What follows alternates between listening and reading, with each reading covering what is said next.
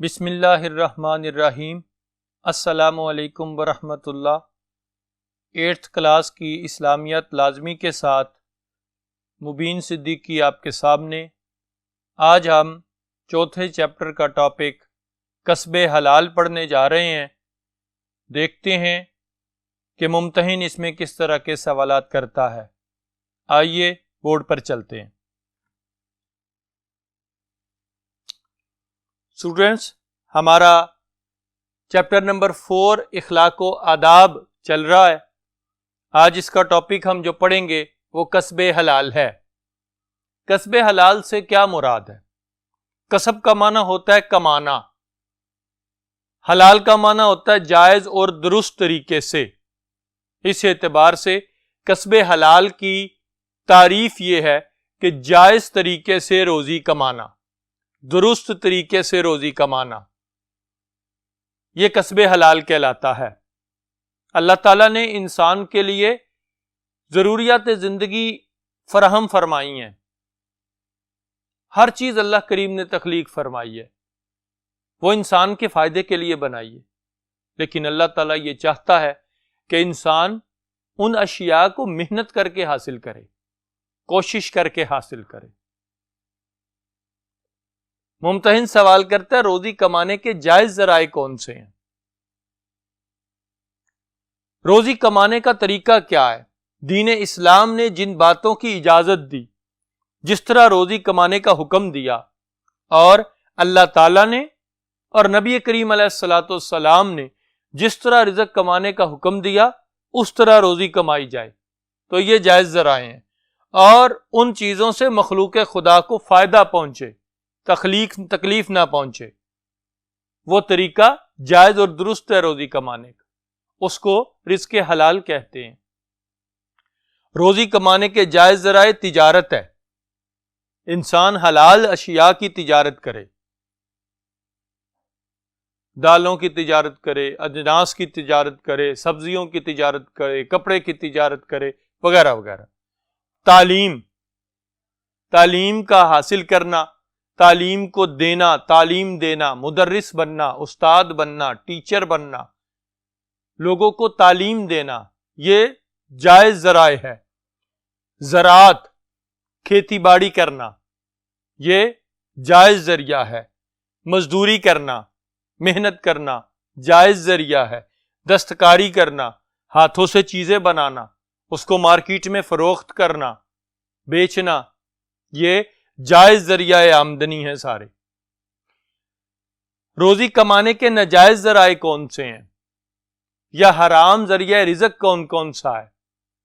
حرام ذریعہ رزق کون سا ہوتا ہے جس سے مخلوق خدا کو تکلیف ہو، اسلام جس کی اجازت نہ دیتا ہو، اور اللہ اور اس کے رسول کے حکم کے مطابق نہ ہو، اس کو ذریعہ آمدنی کا حرام ذریعہ کہا جاتا ہے۔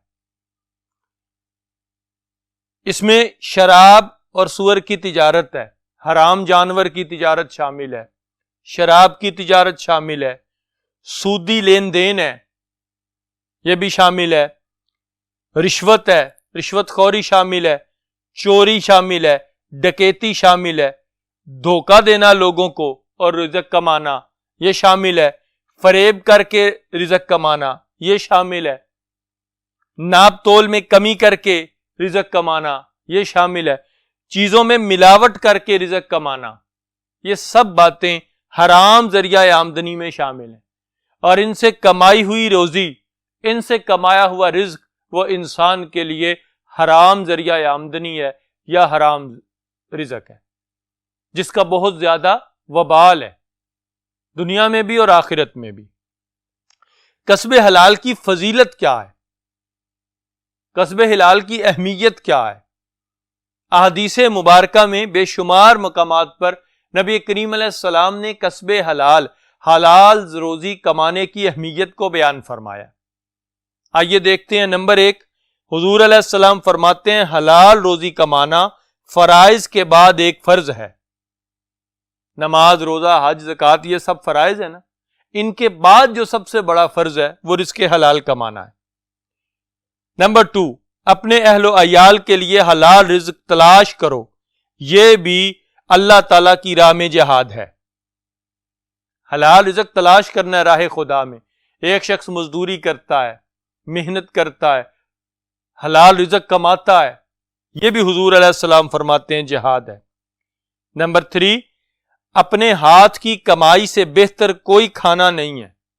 انسان ہاتھ کی کمائی سے کما کر لائے، پھر کھانا لائے اور پھر اسے کھائے، اس سے بہتر کوئی کھانا نہیں۔ اللہ کے نبی حضرت داؤد علیہ السلام ہاتھ کی کمائی سے کما کر کھاتے تھے۔ آپ لوہے کی زریں بنایا کرتے تھے، لوہے کا کام کرتے تھے اور زریں بناتے تھے۔ زرہ وہ لباس ہے جو جنگ کے دوران سینے پر پہنا جاتا تھا تاکہ دشمن کا تیر تلوار سینے پر اثر نہ کرے۔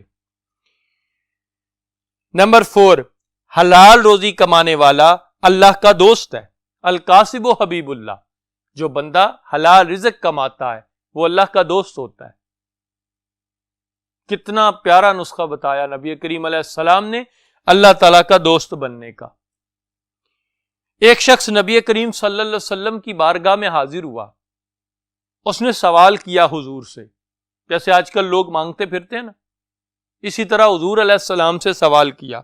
نبی کریم علیہ السلام نے اس کو ایک کلہاڑا عطا فرمایا اور کلہاڑا دے کر فرمایا جنگل جاؤ، لکڑیاں کاٹو، بازار میں لاؤ، بیچو، فروخت کرو، یہ تمہارا کام چل پڑے گا، تمہارا کاروبار چل پڑے گا۔ اب اس نے ایسا ہی کیا، کیونکہ نبی کریم علیہ السلام نے اس کو پھر مانگنے سے منع فرما دیا تھا کہ اب مانگتے ہوئے تمہیں نہ دیکھوں، یہ کام کرو پھر رزق کماؤ۔ اس نے یہی کام کیا، یہی عمل کیا، اس نے رزق کمانا شروع کر دیا، تو اس نے پھر مانگنا چھوڑ دیا۔ آئیے دوسرے بورڈ پر چلتے ہیں۔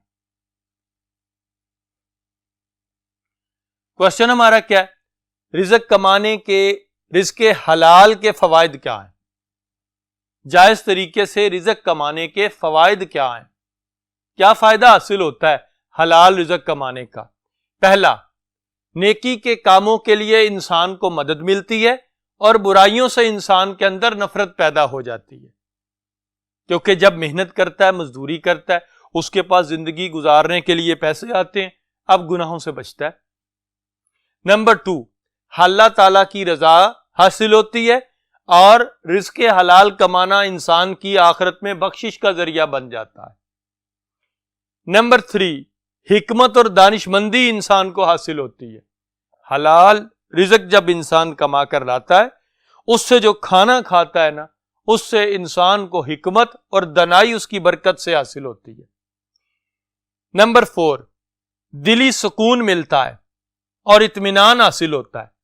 رزق حلال کمانے والا اطمینان سے روزی کما کے اطمینان سے آرام کرتا ہے، رات کو تسلی سے سوتا ہے، کوئی پریشانی اسے نہیں ہوتی۔ لوگ عزت کی نگاہ سے دیکھتے ہیں، ایسا شخص جو رزق حلال کماتا ہے اس کی ہمیشہ لوگ عزت کرتے ہیں، لوگ اس کو عزت کی نگاہ سے دیکھتے ہیں، یہ معاشرے میں اس کا مقام بن جاتا ہے۔ نمبر 6، انسان کی دعائیں قبول ہوتی ہیں۔ نبی کریم علیہ السلام کے پاس صحابہ حاضر ہوئے نا، حضور نے فرمایا اگر تم چاہتے ہو کہ تمہاری دعا قبول ہو، جی یا رسول اللہ ہم چاہتے ہیں، فرمایا تو پھر رزق حلال کمایا کرو، حرام نہیں کمانا، ہمیشہ حلال رزق کمانا ہے، تم ہاتھ اٹھاؤ گے مالک قبول کیا کرے گا۔ کتنا بہترین نسخہ دعا کی قبولیت کا بتایا۔ آج دعائیں قبول کیوں نہیں ہیں؟ کہیں نہ کہیں ہمارے رزق، ہماری آمدنی میں ملاوٹ ہے حرام کی۔ سوچیں، دیکھیں اور اس سے بچیں، دعا قبول ہو جائے گی۔ حرام کمانے کے نقصانات کیا ہیں؟ یہ نیکسٹ کوسچن آ گیا۔ جو رزق حرام کماتا ہے اس کا نقصان کیا ہوتا ہے؟ نبی کریم علیہ السلام نے ارشاد فرمایا، یہ حدیث پاک لکھی میں نے، کہ جس بدن نے حرام کی کمائی سے پرورش پائی وہ جنت میں داخل نہیں ہوگا۔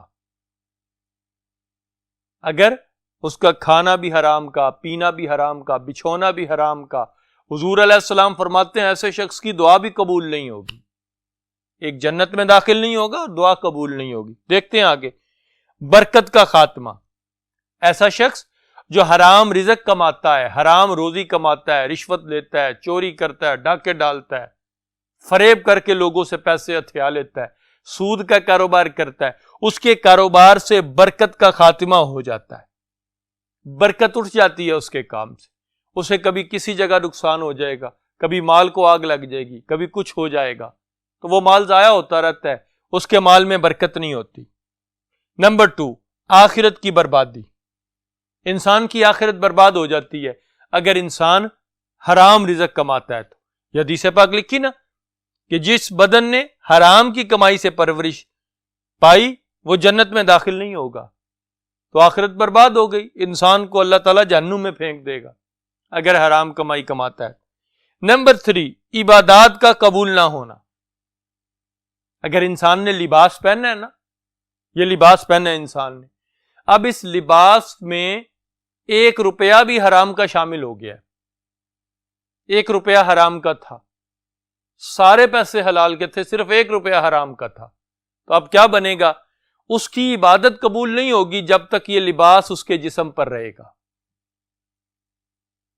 اگر کوئی حرام رزق کھاتا ہے، کھانا کھایا اس میں رزق حرام شامل تھا اور وہ نوالا حرام کا تھا جو اس کے پیٹ میں گیا، تو فرمایا 40 دن تک عبادت قبول نہیں ہوتی ایسے شخص کی جو حرام لقمہ کھاتا ہے۔ تو بیٹا یہ ہمارے کوسچنز تھے جس کا تعلق اس چیپٹر کے ساتھ تھا کہ کسب حلال سے کیا مراد ہے، روزی کمانے کے جائز ذرائع کون سے ہیں، روزی کمانے کے ناجائز ذرائع کون سے ہیں، رزق حلال کمانے کی فضیلت کیا ہے، احادیث کی روشنی میں حلال رزق کمانے کے فوائد کیا ہیں، اور حرام روزی کمانے کے نقصانات کیا ہیں۔ ان کوسچنز کو اچھی طرح یاد کر لیجئے گا تاکہ امتحانی نقطہ نظر سے کوئی کمی نہ رہے۔ اگلے لیکچر کے ساتھ، اگلے ٹاپک کے ساتھ پھر حاضر ہوں گے، تب تک کے لیے اللہ حافظ۔